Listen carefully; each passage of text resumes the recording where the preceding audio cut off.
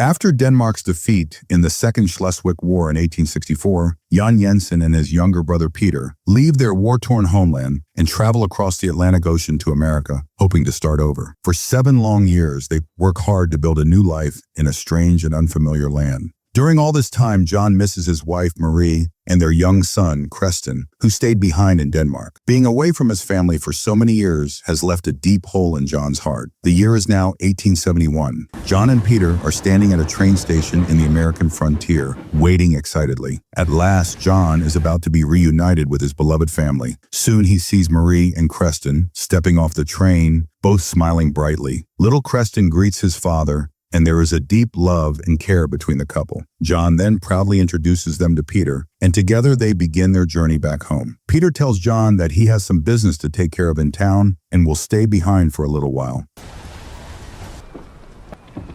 Hello. Ma'am. Where are you going? John politely tells the woman that his wife doesn't speak the language yet, but she will learn. The moment is interrupted when the couple's seating parallel is ordered out and replaced by 2 tough, dangerous-looking men. One of them is Paul Delarue, the brother of Henry Delarue, a notorious gang leader. Paul has just been released from prison, and the look in his eyes is anything but friendly. From this point on, everything begins to spiral out of control. That evening, while Paul and his partner are dozing off, a gentle moment takes place inside the stagecoach. John is teaching Kristian about the local animals and talking about future hunting trips, but the calm doesn't last. Paul suddenly starts talking to Marie and offers her a drink. When she refuses, the conversation quickly becomes more uncomfortable. Since Marie doesn't speak English, John quietly advises her in Danish to accept the drink out of politeness. She does so, hoping it will keep things peaceful. The thug mocks John, saying he doesn't have much to say. He talks about his own princess, who never speaks anymore, probably from screaming after her parents were killed. John quietly says his wife's name is Marie. He starts flirting with Marie in a way that makes John very uneasy. Paul reaches for Marie's dress, trying to touch her. John warns him to stop. The second man pulls a gun on John, trying to keep him quiet. John tries to fight back, but the thug mocks him, telling him to come closer and saying he can't do a damn thing. John is held tight as the thug keeps him still, saying, "Hang on." John, trying to protect his family, whispers in Danish to Marie, telling her to bite Paul's ear. She does, and in the confusion, John quickly grabs the thug's gun. Holding the weapon now, John fights to take control of the situation. He urges his son to pick up the other gangster's gun, but Paul takes advantage of the chaos. He grabs Kristian and puts a knife to the boy's neck. Paul orders John to get off the stagecoach, or he'll kill his family. John tries to say something to Marie, but one of the men kicks him out. Eventually, he finds Kristian's lifeless body lying by the roadside. Heartbroken, John collapses, holding his son and crying. Slowly, he picks up the boy's body and walks away. Further down the road, he finds the stagecoach stopped. John gently sets Kristian's body down and walks up to the dead coachman, taking his gun. Using his old soldier skills, he fires a shot to startle the horses, then carefully aims at the gangsters. He quickly kills one of them and chases after Paul, who was trying to run away. Paul begs for his life, insisting he didn't hurt anyone, and says, "Wait, I didn't even touch the board."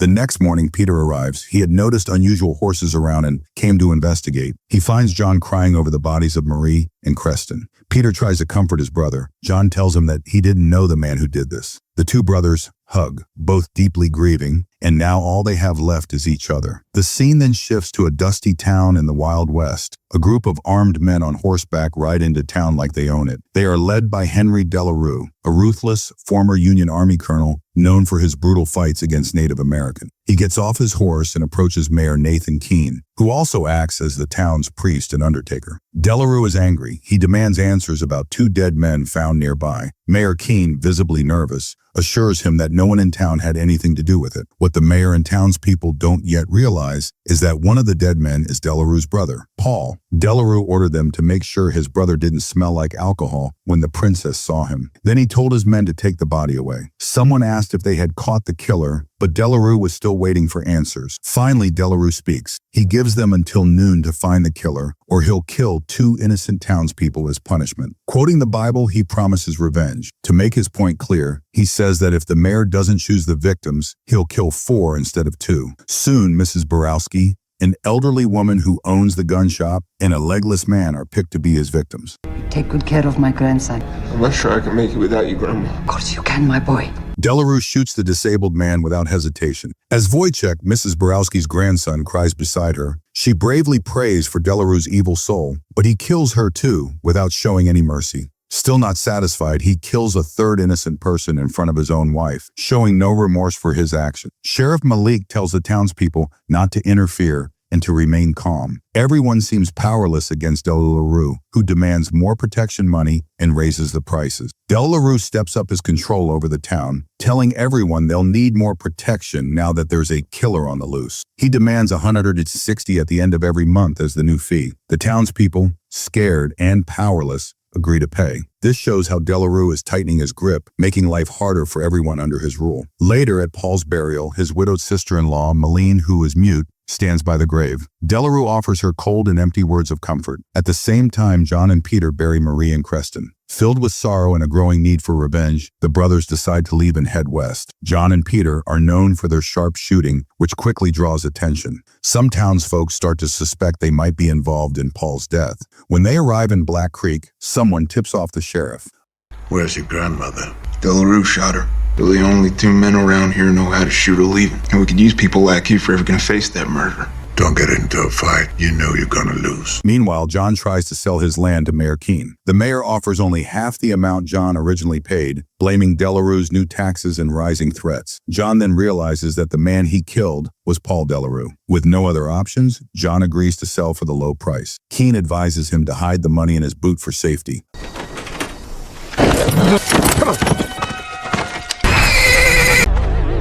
Around the same time, Delarue and Malene, aka Tfirin, the princess, meet with businessmen from the Standard Atlantic Oil Company. They hand Delarue a bundle of money and warn him to be careful with his violent actions. They reveal that the federal government has cut off Black Creek, leaving Sheriff Malik without help. The company's goal is to buy up all the land in the area because of its oil-rich soil, and they want Delarue to take control by force. Soon after, Peter gets arrested too, but not before putting up a strong fight. Later, Sheriff Malik talks seriously with John. What happened to him?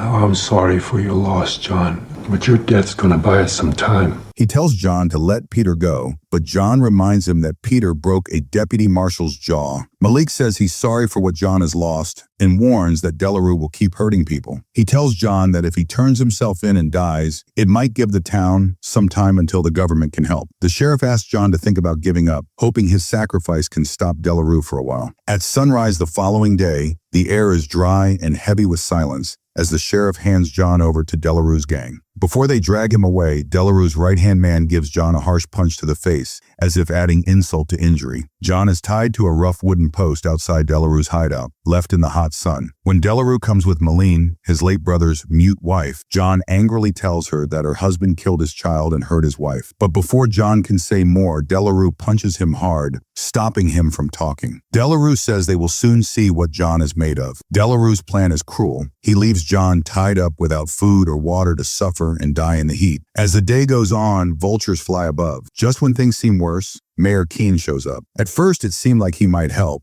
but instead, he stole John's boots and hidden money. Then, with a smirk and unsettling familiarity, he greeted Delarue by his first name, revealing their alliance. At the jailhouse, Sheriff Malik is away at church. Peter, John's brother, plans to escape. He talks to the deputy guarding him, saying things to make the man angry. Peter says he got the deputy good and hopes he has a woman who loves him, but the deputy won't find one with that face. This will cost the deputy extra now. The deputy tells Peter to shut up. Peter keeps teasing him, saying the deputy looks like a sick dog. When the moment is right, Peter knocks the deputy out and runs away. At Delarue's hideout, Delarue doesn't care about Paul's death. Instead, he treats Paul's widow, Malene, like she is his property now. He forces her into bed even though she is bruised and scared. Her injuries show this is not love. Delarue tells her she will be the Queen of New Orleans, but she does not want that future. Later that night, rain poured down as John remained tied to the post, weak and soaked. But help came at last.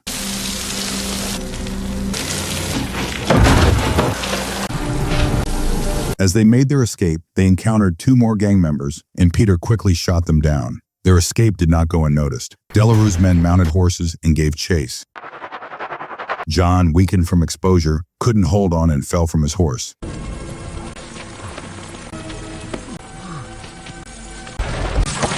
Thinking quickly, Peter hid him behind a large rock, claiming they were not going to stop the chase anyway. Being the brave man he was, he used himself as bait to draw the gang away. When John awoke the next morning, he was dehydrated and desperate. He stumbled toward a puddle and drank the filthy water greedily. But his relief turned to horror when he spotted one of Delarue's men dragging Peter's lifeless body behind a horse. Back at Delarue's base, the safe was empty, and Malene had vanished. She had taken the oil money and escaped to the train station. Standing by the train with a heavy bag of cash, she looked anxiously around, hoping to leave it all behind.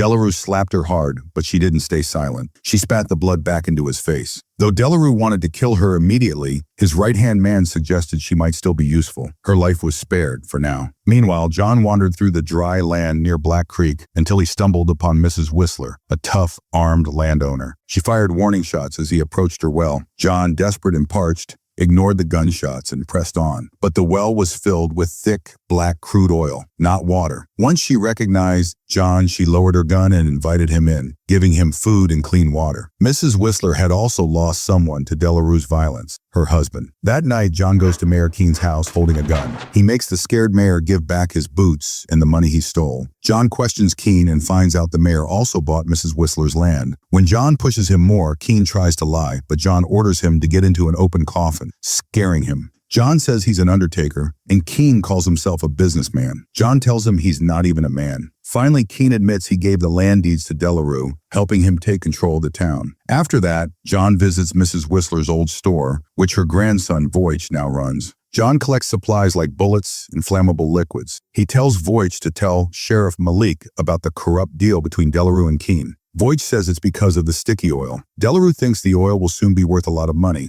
Voight asks if he can come along. John says he's just a kid. Voight replies that he has been practicing shooting and is not a bad shot. The following morning, John set his plan in motion. He placed Mayor Keene's body inside a coffin as a decoy. Delarue opened it, shocked, and ordered his men to burn it. At the same time, Voight started a bonfire to draw more attention. Then, hidden behind cover, he began shooting.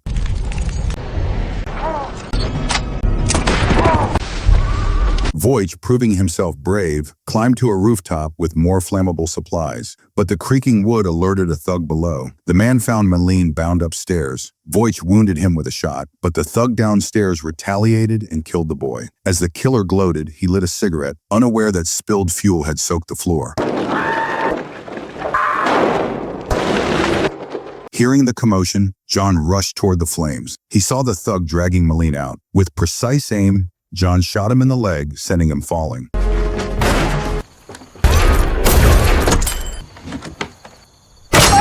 However, as John stepped into the open, he made a critical mistake, one he shouldn't have made. He had forgotten about Delarue. The gang leader shot John, knocking him to the ground. Delarue stands over John and mocks him for being stronger than he expected. Just before he can finish John off, Malene suddenly appears. After the gunfire, John and Malene aim their guns at each other. They stay still for a tense moment. Then, without saying a word, they both lower their guns. They have both lost a lot, and now they have the same enemy. Just then, Sheriff Malik arrived with backup. He thanked John for saving the town, but tensed up when he saw Malene. John stood firm, declaring that she was under his protection. Faced with no choice, Malik backed down. As peace settled in, the silent man and the quiet woman, John and Malene, mounted their horses and rode off together, beginning a new chapter in their lives.